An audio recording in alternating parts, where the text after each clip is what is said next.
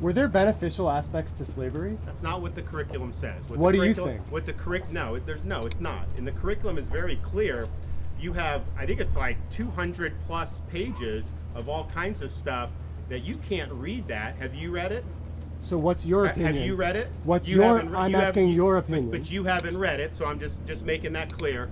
That makes it very clear about the injustices of slavery in vivid detail. So anyone that actually read that and then listens to Kamala would know that she... But was picking a fight with Congressman Donalds on this? It's not picking a fight. It's, look, at the end of the day, Floridians should stand up for Florida.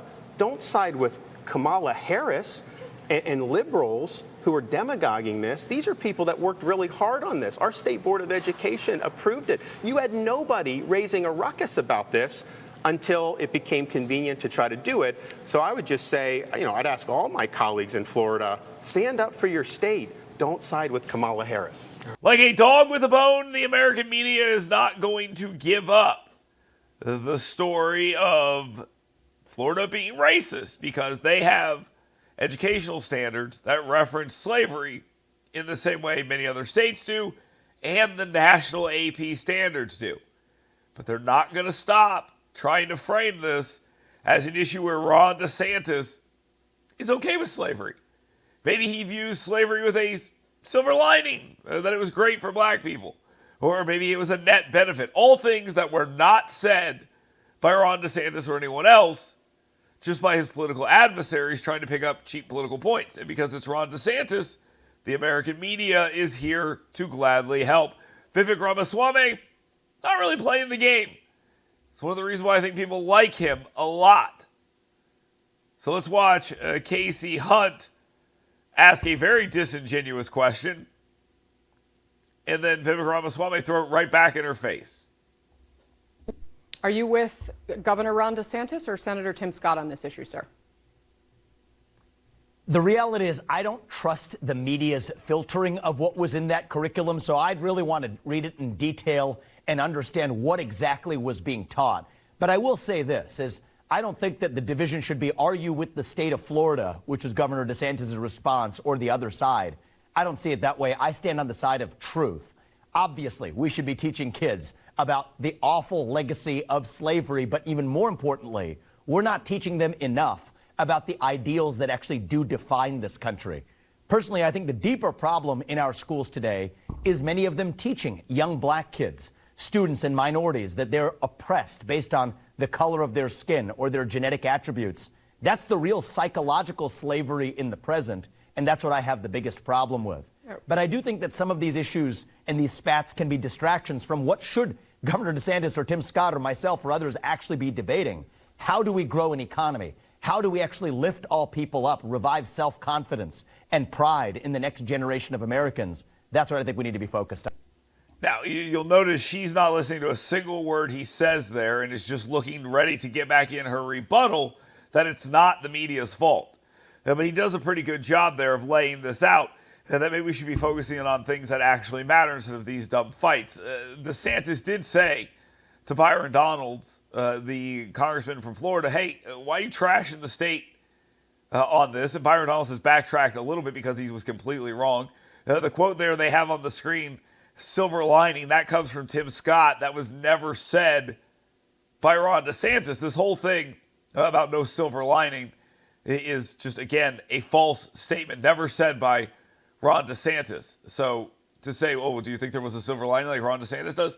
Well, he never thought that, but still they put it in quotes there as if it was a thing. Now, it's Tim Scott's fault, but the media should be doing this thing instead of saying, well, it's not our fault. They should be saying, Ron DeSantis never said that, but they're not doing that. Instead, it's not our fault, she says. Done. All right, I'm going to move on here. I do think it is worth underscoring that these criticisms have not come, that we're quoting here, have not come from the media. They have come from African Americans in the Republican Party, Senator Tim Scott, Congressman John James. And a reminder, that's blatantly untrue.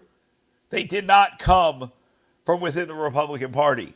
They absolutely came from within the media because they took what Kamala Harris was saying, which was dumb and stupid, which is every time Kamala Harris talks, it's dumb and stupid. They took those comments and they went to these Republicans and they said, you're black, right? You're mad about this too, right? Because you're black? And unfortunately, they have a political agenda on their hands right now where it is take down the number 2 guy in the Republican Party primary, and that's go after Ron DeSantis. That's the truth. Understand it or don't. These are the facts. They're going more after Ron DeSantis than they are the guy at the top of the ticket. Byron Donalds, of course, is on the Trump team, so there's no surprise there. But there is a simple thing here to understand. The media was wrong. Kamala Harris was wrong. These black Republicans are wrong. And Ron DeSantis is right. These standards are the standards that are national AP standards, specifically the one talking about slavery and overcoming slavery and using some of the things you did as a slave to benefit yourself down the line. That's not saying slavery is a net benefit or slavery had a silver lining or any of those things. It's a story of overcoming adversity as an American. It's a good story. But you notice we can't teach that story.